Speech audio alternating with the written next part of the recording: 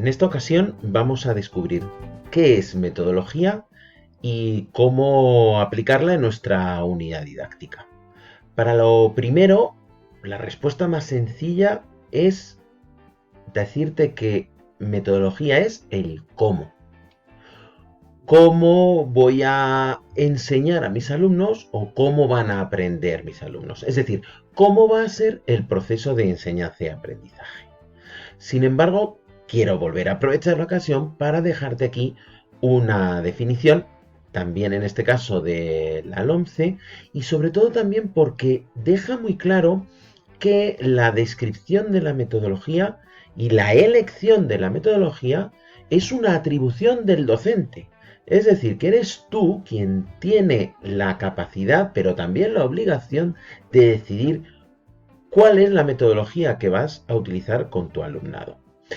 ¿Y cómo elijo esa metodología? Te estarás preguntando. Pues en esto nos vamos a centrar un tiempo. Para comenzar,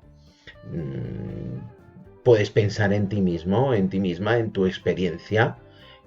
Cuando alguien te ha contado algo, es bastante fácil que se te olvide. Sin embargo, si has visto algo, ya lo retienes mejor en la memoria a largo plazo. Y no digamos si es algo que has hecho, que has vivido. Esto cuando haces algo, como dice aquí esta frase atribuida a Confucio, sea o no, de él, es que es el momento de comprenderlo. Decía que da igual si es o no de Confucio, porque lo importante es que seas consciente de que no solamente cada uno de nosotros esto lo intuimos, sino que a lo largo de la historia de la humanidad se ha venido intuyendo. Pero queremos dar un paso más. No queremos basarnos en intuiciones, queremos basarnos en lo que dice la ciencia. ¿Qué dicen las investigaciones sobre esto? Pues fíjate que parece ser que refuerzan lo que vimos en la frase anterior. Y es que lo que escucho, lo olvido, es decir, una mala lección magistral, lo olvido en un 95%. Todo aquello que leo o veo, es decir, una buena lección magistral, podríamos decir, aquello que lo recuerdo, era lo que decía Confucio, ¿no? Bueno, pues esto se retiene hasta en un 30%, como puedes ver aquí. Y cuando se aplica desde la práctica, es decir, lo que hago, lo comprendo, retengo esa información en un 75%. Pero aquí llegamos un poco más allá de lo que veíamos antes con Confucio. Lo que vemos aquí es que cuando existe enseñanza entre iguales, todo aquello que enseña uno a otro se recuerda en un 90%. Esto es muy importante porque de cara a elegir una metodología u otra, quizá deberíamos elegir aquella que está más cercana a las que están aquí representadas más abajo. Si nos atenemos al tipo de pensamiento de orden más inferior, recordar se posiciona en el estado más bajo. Es decir, que cualquier animal, incluso un pez, es capaz de recordar. El 95% de los animales recuerdan, sí, hasta los peces, recuerdan si tienes un acuario a sus dueños, recuerdan el tipo de comida, recuerdan una zona que no deben estar por cualquier motivo. ¿Cómo podemos subir a un orden de pensamiento superior? Pues el siguiente escalón sería comprender. Esto es a lo que la frase de Confucio llegaba como máxima aspiración. Sin embargo, podemos ascender en el pensamiento. Podemos conseguir que nuestros alumnos sean capaces de aplicar lo que han aprendido en un contexto real o en un contexto simulado. Esto es mucho más válido ya para la vida. Porque en la vida lo que tenemos que hacer es poner en movimiento todos nuestros conocimientos, todas nuestras habilidades, todas nuestras capacidades para ser capaces de aplicarlo a una situación quizá inesperada. Y si queremos que nuestros alumnos sean críticos, ¿no deberán ser capaces de analizar la información, de evaluar la información, pero también autoevaluarse, cómo aprenden, cómo no? cómo aprenden mejor, cómo ha sido lo que han aplicado. Esto les prepara mejor para el futuro. Pero ¿para qué futuro? Si es un futuro incierto, es un futuro cambiante, pues para eso deben también ser capaces de crear. Esto implica una metodología que les prepare para desarrollar esta habilidad, esta capacidad. Y si no deberíamos poner un punto más en la cúspide de esta pirámide, no debería estar algo que sea coherente con lo que decían las investigaciones de que un 90% de lo que se recuerda de lo que un alumno enseña a otro, que era entonces comunicar. Una metodología que se queda solo en recordar o en comprender es la metodología tradicional magistral. Y unas metodologías activas van ascendiendo en estos escalones de esta pirámide hasta llegar a la cúspide, que sería la capacidad de comunicar. Buscando las características metodológicas de cada uno de los métodos que encuentres, podrás decidir en qué o deducir en qué posición de esta pirámide se encuentra. Y si nos fijamos en algo más, y si nos fijamos en el cono de la experiencia de Dale, aquí no está representada como un cono, sino como un listado, pero da igual, Dale lo representa con forma de cono, pero lo representa de la misma manera, es decir, que en la parte más alta posiciona los símbolos orales, visuales, es decir, aquello que se corresponde con metodologías más pasivas. Y lo que dice Edgar Dale es que tienen menor repercusión en el aprendizaje. Y a medida que vamos bajando en este cono, vamos bajando en este listado, vamos aproximándonos más a la realidad, las metodologías serán más activas. Cuanto más en la base, más cerca de la vivencia real se posicionan. Y por lo tanto, tienen mayor repercusión en el aprendizaje. Ya tenemos aquí otro criterio para seleccionar la metodología, aquella que se acerque lo más posible, según este cono de Dale, a la base del cono. Las que están cuanto más abajo, mejor. ¿Qué criterios tengo que seguir para elegirlo? Pues uno de ellos es el que usaron conmigo. No es el más recomendable, sobre todo porque tienes que tener mucha suerte para que se adecue a lo que necesitan tus alumnos.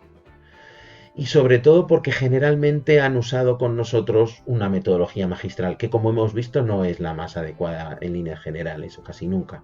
Son en muy determinadas ocasiones.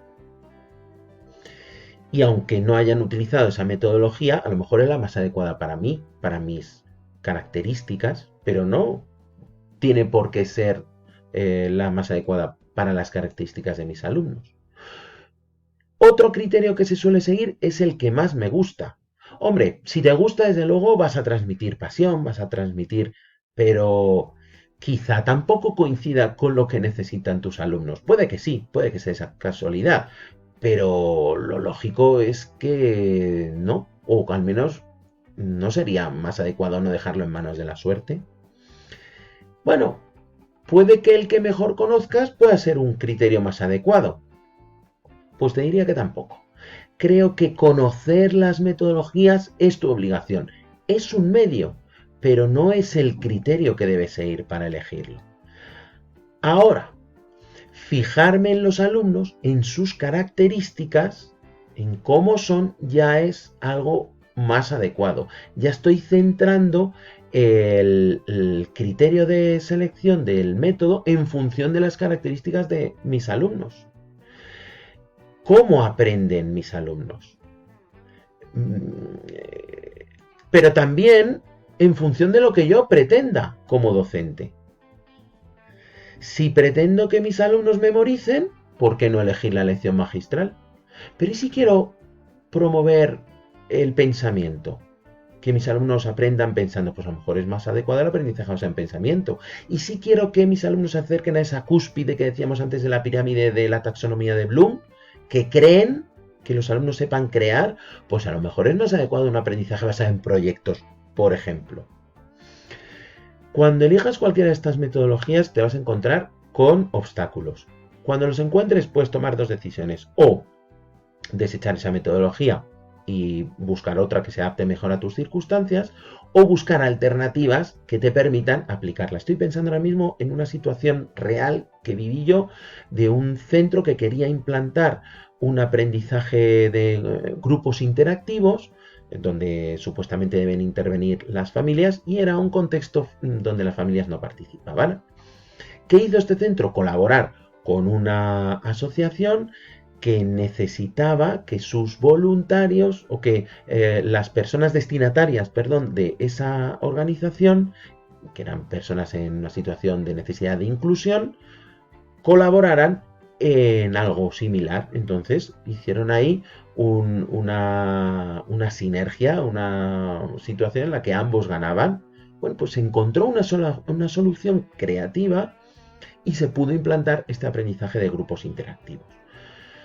Es una alternativa. En cualquier caso, estos dos criterios, que yo creo que son bastante más adecuados, implican que se deben dominar las características de todos los métodos. Volvemos a la de antes que te decía, el que mejor conozco no es un criterio de selección, es una necesidad. Necesitas conocer cómo son. Te recomendaría también que mires, por ejemplo, en educación primaria, al inicio de cada área y antes de los contenidos y los estándares, se elaboran unas orientaciones generales de esa asignatura. Pues puedes leerlas y te orientarán cómo deben ser las características metodológicas de esa materia. También puedes consultar las didácticas específicas, por ejemplo, de matemáticas, didáctica específica de lengua, y encontrarás métodos concretos y específicos para esas materias. Eso sería también un criterio adecuado de elección. Ya la tengo elegida. ¿Y ahora qué hago en la unidad didáctica? ¿Cómo transporto esto que tengo bien claro a el diseño curricular? Pues para comenzar, tengo que describir el método que se utilizará. En líneas generales, una descripción general. Pero también he puesto en plural, porque a lo mejor en una misma unidad didáctica alternas diferentes metodologías, quizá por bloques, o integres varias metodologías en una única actividad, o por fases. En una primera fase es un tipo de metodología y según vas avanzando en la unidad didáctica la cambias y haces otra metodología y actividades propias de otra metodología. Pues eso está en plural también, porque quizá en una unidad didáctica te centres en una metodología o a lo mejor mezclas varias. Debes describirla de manera general en qué consiste, pero también, no solamente de manera general, y esto lo encontrarás en la descripción teórica de cualquier metodología, sino también detallar las características propias de ese método, cuáles son los procesos que se deben seguir, si hay fases, etc. Todo esto lo debes dejar claro. Cítalo si lo has encontrado en alguna documentación, pero debes citarlo. Un segundo paso sería encontrar argumentos psicoevolutivos, pedagógicos, sociales, argumentos en las características específicas de tu grupo de alumnos, de las individualidades que lo componen, de sus gustos, de sus preferencias, de su forma de aprender, de las inteligencias que se dan cita en tu aula. ¿Por qué eliges esta metodología para este grupo de alumnos? Busca estos argumentos. Quizá en la descripción de tu unidad didáctica encuentres las características que definen a tu grupo de alumnos y ahí puedes responderlo. Y cuando hagas este marco general, estos dos primeros pasos que son un marco general, ya podrás definir estrategias didácticas, técnicas concretas. Si, por ejemplo, antes, en los dos puntos anteriores, has descrito el aprendizaje cooperativo, ahora quizá deberías detallar la técnica, por ejemplo, del puzzle, porque es la que vas a utilizar. Ya tienes que tener en cuenta la actividad, ¿te das cuenta? Ya tienes que saber o intuir qué actividades vas a decidir. O incluso esta metodología te conducirá a decidir unas actividades. Pues si has decidido que del aprendizaje cooperativo vas a elegir la técnica del puzzle, tendrás que describirla ahora. Y tendrás que decir, pues el grupo clase se dividirá en 5 grupos pequeños en donde cada alumno tendrá un rol que serán tal cual, se les dará cierta información, luego se formarán grupos de expertos donde volverán a los grupos de origen donde todo lo que ya sabes o deberías saber sobre esta técnica en concreto. Si te das cuenta, estamos viendo cómo existe una línea muy coherente desde la descripción de tu grupo, de la unidad didáctica, al principio de la unidad didáctica, pasando por la metodología, en función de las características de tus alumnos, y ya estamos orientándonos hacia las actividades. Si cuando llegues a las actividades te das cuenta de que has descrito una actividad que es más coherente con otra metodología, no te preocupes, vuelve otra vez al apartado de metodología y descríbelo. También al revés, llegas al apartado de actividades y ves que estas no casan con los contenidos, con los objetivos, con los estándares, con el grupo de alumnos, pues a lo mejor tienes que volver y cambiar la metodología. En el proceso de la evaluación de tu unidad didáctica, es lógico estas idas y venidas de adelante a atrás en todos estos apartados. No te preocupes, es algo lógico que debes hacer. Eso es que lo estás haciendo bien.